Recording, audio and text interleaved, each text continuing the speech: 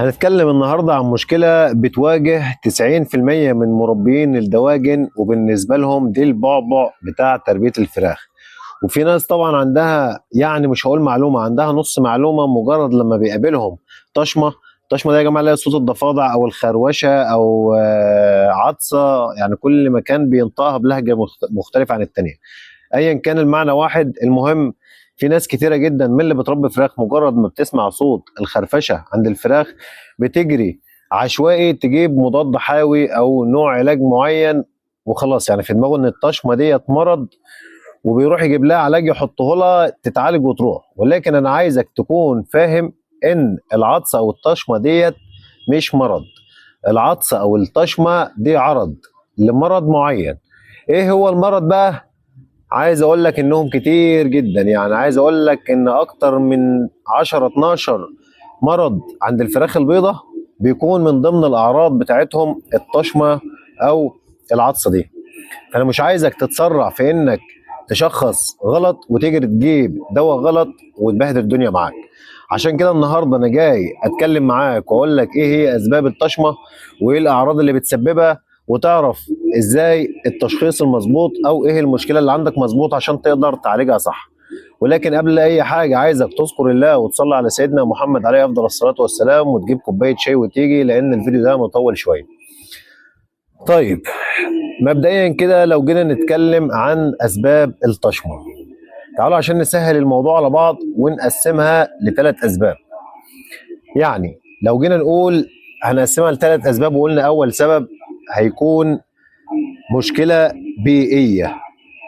يعني ممكن يكون التهويه مش مظبوطه، التدفئه مش مظبوطه، المكان مش مظبوط، في تيار هواء مباشر جاي من فتحه كده في اي حته من الجدار من تحت وداخل على الفرخ مباشر. والفرخ طبعا جسمه دافئ او سخن، فطبعا حته تصادم ساقع مع سخنه دي بتعمل مشكله كبيره، تبدا تعمل معاك تشمع. يبقى دي حاجه اسمها اسباب بيئيه، وهي بتتقسم لعده اسباب. طيب، تاني حاجه الاسباب البكتيريه. طيب، الاسباب البكتيريه دي يعني ايه؟ يعني بعض الامراض البكتيريه زي مثلا الميكوبلازما، زي الايكولاي، زي الكوليستريديا الشديده. يعني بعض البكتيريا كتير بتسبب طشمه. وبرضه زي برضه ممكن احيانا السموم بتسبب طشمه. طيب، يبقى احنا كده قلنا سبب بيئي وسبب بكتيري. هنروح لثالث سبب واخطر سبب، هو السبب الفيروسي. طبعا كلنا عارفين ان مجرد ما بيدخل عليك فيروس اول حاجه بيعملها برضه بيسبب لك طشمه، والطشمه بتاعته بتكون واضحه جدا. الناس هتقول لي يعني ايه فيروس؟ يعني طبعا الفيروس كلنا عارفين ان هو زي فيروسات كتير منتشره الفتره الاخيره في الجو، زي مثلا الاي بي. والاي بي طبعا بيحرق الاهداف بتاعه الجهاز التنفسي بالكامل وسريع الانتشار قوي. يعني الاي بي ده مجرد ما بيدخل العنبر بينتشر في ثانيه. فيروس زي نيوكاسل مثلا، نيوكاسل معروف برضه من اعراضه الطشمه، وتلاقي برضه الفرخ يبدا يلوي رقبته، بتلاقي برضه النافق بيزيد معاك بدرجه عاليه جدا. وبرضه فيروسات زي الاتش 9 او الاتش 5، يعني الانفلونزا عموما بشتى انواعها بتعمل برضه معاك طشمه، وبتسبب نفوق عالي وسريع برضه وسريعه الانتشار. وبرضه من ضمن اعراضها انها بتخلي شكل العرف بتاع الفرخ لونه باهت كده او مزرق. يبقى احنا كده قلنا الثلاث مسببات للطشمه، وكل مسبب فيهم يعني ممكن يطلع منه خمس ست اسباب. يعني احنا كده لو جينا ندور هنلاقي اكتر من 10 15 مشكله ممكن تسبب لك طشمه، وانت برضه مصمم وتروح تجيب نفس الدواء اللي بتجيبه كل مره للطشمه.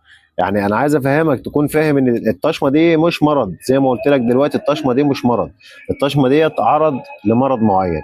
فانت قبل ما تعالج الطشمه نفسها بموسع شعب مثلا او مضاد حيوي تنفسي زي ما انت متعود، لا، لازم تعرف سبب المشكله ايه وازاي هتعالجها. طيب، هتقول لي انت كده توهتني. يعني انت دلوقتي بدل ما كنت انا يعني عارف ان الطشمه ديت بتقابلني بروح اجيب لها حاجه معينه وبتروح، فانت كده دخلت لي الدنيا في بعضها. لا يا حبيبي، انا كل اللي انا عملته لك اللي انا وضحت لك الصوره اكتر. وعشان برضه اسهلها عليك وما تحسش ان الامور صعبه، تعالوا ناخدها حاجه حاجه. مبدئيا عشان تقدر تشخص صح، يعني تشخيص مبدئي حتى، فاهمني؟ هنبص على ثلاث حاجات. يعني لو جينا اول حاجه نتكلم عن عمر الكتكوت مثلا او عمر الفرخ، ده بيفرق معانا جدا. يعني عمر الفرخ يعني لما تعرف عمر الفرخ ده كام يوم بتقدر تستبعد على الاقل خمس ست اصناف او 5 6 اسباب من اللي مسببين لك الطشمه دي. طيب تاني حاجه هي الاعراض اللي ظاهره بعد انت بقى ما عرفت العمر كام وعرفت تستبعد كام مشكله من المشاكل اللي بتسبب الطشمه، عرفت بعد كده ايه الاعراض اللي موجوده. فالاعراض برضو هتكون اغلبها ممكن هتستبعد لك كمان سببين او 3 اسباب. هيبدا انت تحتار ما بين حاجه او اتنين، ولكن عايز اقول لك بقى ان افضل حل للتشخيص بنسبه 100% هو التشريح، ولكن مش عند اي حد. يعني هتشرح يبقى هتشرح عند حد فاهم، حد دارس كويس، حد معلوماته برضو مش من الكتب او المراجع بس، معلوماته من ارض الواقع، بحيث يقدر يحدد المشكله بالظبط وتقدر تدي علاج مناسب للحاله بتاعتك. يعني بدل يعني اصل انا برضو اللي خلاني بقول لك كده، اللي انا بشوف دكاتره كتير اخصائيين ومعروفين جدا وليهم اساميهم، ولكن بيجي برضو يحصل عنده حيره في التشخيص، فبيقوم جاي كاتب مثلا وليكن كم نوع دواء لكم مشكله من يعني يكتب مثلا وليكن مثلا هو شاكك ان ده فيروس، وشاكك ان ده ممكن مثلا مايكوبلازما، وشاكك مثلا ان في سموم. ممكن يوم مدي الثلاثه مع بعض فاهم، وكده كده واحده فيهم هتصدف وهتجيب معاك نتيجه، والتانيين يبقى انت خدتهم بدون اي داعي، بتحمل على الكلى والكبد زياده في الفاضي. طيب خلاص انت مثلا عرفت تشخص ازاي، وانا قلت لك افضل حل للتشخيص. يعني انت ممكن تشخص على حسب عمر الفرخه او على حسب الاعراض اللي ظاهره قدامك، وطبعا الحاجات ديت مش هتعرفها الا اذا كنت خبير ومتمكن وعندك فكره وبتربي من زمن زمن، وشايف ان خبرتك الخبره اللي موجوده عندك او انك تقدر تشخص من خلالها تفوق مثلا الدكتور اللي انت ممكن تروح تشرح عنده. ففي الحاله ديت تقدر انك تشخص صح وتقدر انك تعالج صح.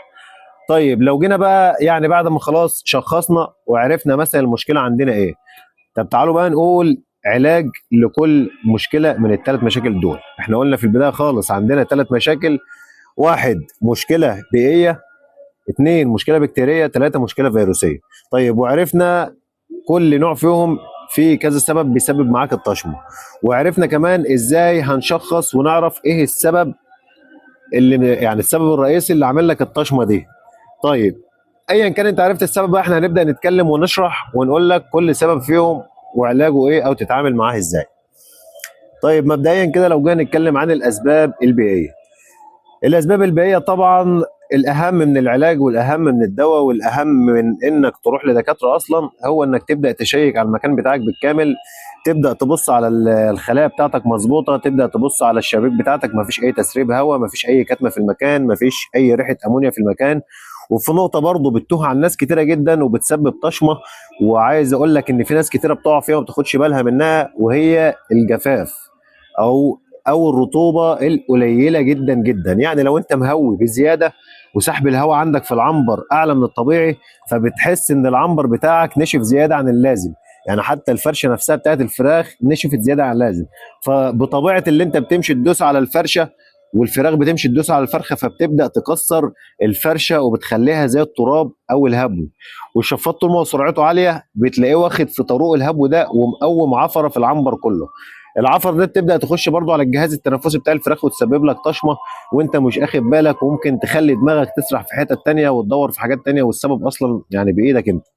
يبقى دي الحته البيئيه او الاسباب البيئيه نركز عليها، ودي في ايدك انت بس، مع شويه موسع شعب خلاص شكرا، ولا اي حاجه خالص، ولا الفراخ اتضرت ولا اتاثرت باي حاجه. نيجي بقى للمشاكل البكتيريه زي مثلا الميكوبلازما، الايكولاي، المشاكل اللي بتسبب معاك الطشمه، وبتكون لازم ولابد انك تدخل بجرعه مضاد حيوي مناسبه للحاله اللي عندك، يعني مش اي مضاد حيوي خلاص. فانت برضو التشريح هيبدا يوضح لك اكتر ايه السبب الرئيسي او ايه المشكله الرئيسيه اللي عند الفراخ او سبب الطشمه، سواء بقى مايكوبلازما. والمايكوبلازما خصوصا اصلا بتسبب لك طشمه مزمنه، يعني بتفضل مكمله معاك وبتلوعك بصراحه. فانت عشان تشتغل او تدي دواء صح او مضاد حيوي صح، يبقى لازم دكتور مختص يشرح لك ويعرف لك السبب ايه بالظبط، ونشوف اكتر حاجه تمشي معاك. في مضادات حيويه كتير برضه عشان ما نملش لحد معين او اسم معين، ولكن التيروزين يشتغل، التلموكوزين يشتغل، الدوكسوسايكلين يشتغل، فكل ده الاريسترو يعني يشتغل نسبيا. في كل دي مضادات حيويات تشتغل على الميكوبلازما. عندك برضو زي الايكولاي ممكن برضو بتسبب لك طشمه، والايكولاي ده برضو يا جماعه بكتيريا ثانويه، يعني ما بتصدق تستغل اي فرصه وتقوم راكبه معانا كده في طريقنا وخلاص. طبعا اقوى حاجه بتشتغل على الكوليستيريديا ولكنها تقريبا واقفه دلوقتي، او وزاره الطب البيطري او وزاره الصحه موقفاها، الكوليستين. ده معروف، ده القاتل بتاع الايكولاي. لكن حاليا في مضادات حيويه كتيره تانية شغاله برضو نفس طريقه الكوليستين بالظبط، وبتقضي على الايكولاي. طيب هنخش على ثالث سبب معانا، ومعلش استحملوا طولت معاكم في الفيديو، بس في الفيديو ده بس كان لازم اشرح لك باستفاضه ايه المشاكل بتاعه الطشمه دي. ثالث سبب معانا اللي هو الاسباب الفيروسيه. طيب الاسباب الفيروسيه طبعا زي ما اتكلمنا قلنا زي الاي بي، نيوكاسل، الانفلونزا بجميع انواعها وبجميع اشكالها. طيب بنحط علاج ايه بقى للفيروسات؟ طبعا كلنا عارفين لما بقابلنا فيروس بنبتعد تماما عن المضادات الحيويه. طيب بنعمل ايه؟ بنبدا نرفع مناعه الفرخ، وبنبدا ان احنا نهتم بالكليه بتاعه الفرخ ونحط لها غسيل كلى ومضر بول، ونبدا نشتغل على الكبد برضه، منشط كبد، في مواد شغاله على الكبد حلوه. ونبدا ان احنا نسيس الفرخ ونظبط تهويتنا وتدفئتنا ونسيس الفرخ لحد لما حضانه الفيروس تطلع، لان ده حاجه مش بايدك بقى. الفيروس طالما جالك يعني هو خلاص لازم ولا بد ياخد فتره الحضانه بتاعته في العنبر من 3 ل 5 6 ايام، كله يرجع برضه للرعايه بتاعتك، وانك قادر تواجهه بالعقل بدون تسرع، بدون مضادات حيويه، بدون ما تحمل على الفرخ، بدون ما تدي للفرخ اي جهاد زياده. وبرضه الفيتامين سي يا جماعه حلو جدا في الحالات الفيروسيه، مهم جدا جدا جدا. يعني الفيتامين سي انا عايز اقول لك برطب جسم الفرخ من جوه. لو الفرخ مثلا جاله اي شويه حمى او سخونيه داخليه بسبب برضه الفيروس، ممكن هو بيهديها خالص وبيخففها خالص، بيعمل سيوله في الدم، بيمشي لك الدم.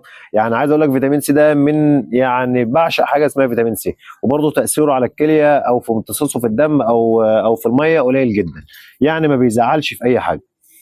طيب يبقى احنا كده ثالث سبب اتكلمنا عنه اللي هو الفيروسات بكل انواعها، وقلنا ازاي نتعامل معها. وبرضه احيانا مش دايما بنبقى ندي مضادات حيويه خفيفه مع الفيروس، عشان برضه لو في اي بكتيريا ثانويه استغلت ان مناعه الفرخ الفيروس وقعها وحبت انها توجب ولا تجامل مع الفرخ، يبقى انت بتقابلها برضه مضاد حيوي خفيف ما يوقعش مناعه الفرخ، وفي نفس الوقت يقضي على البكتيريا اللي داخله عليك، وتحافظ على فراخك لحد لما حضانه الفيروس تطلع من عندك وتبدا تعدي والفراخ تقف على رجلها من تاني.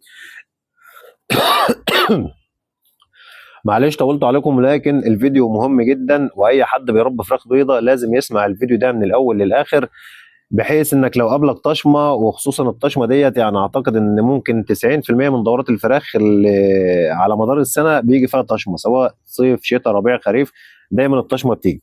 ولكن تبقى انت عارف حتى السبب بتاعها، بحيث تقدر تتعامل معاها صح وبدون اذى وباقل خسائر.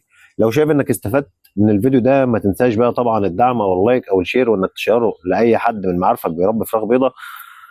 ولو عندك اي استفسار او اي تعليق سيبه لنا في كومنت، وباذن الله هرد على تعليقاتكم كامله. وبلاش بقى تنسونا بدعوتكم الحلوه ان ربنا يجعل العلم بتاعنا، او يجعل المعلومات اللي احنا بنقولها ديت في ميزان حسناتها، لانها برضو والله طالعه خالصه لوجه الله، مش محتاجين اي مقابل خالص غير دعوه حلوه منك.